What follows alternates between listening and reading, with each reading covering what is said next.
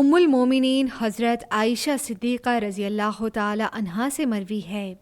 کہ ایک مرتبہ نبی صلی اللہ علیہ وآلہ وسلم نے قرآن کریم کی یہ آیت تلاوت فرمائی: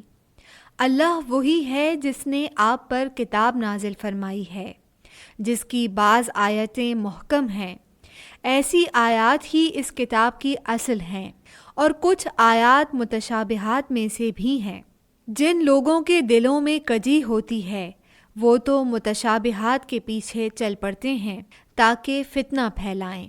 اور اس کی تاویل حاصل کرنے کی کوشش کریں،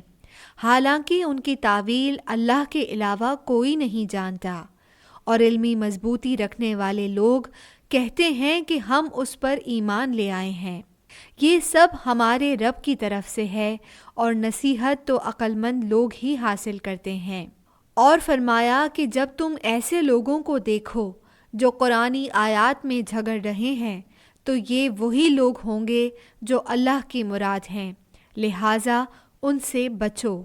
مسند احمد، حدیث نمبر 23123۔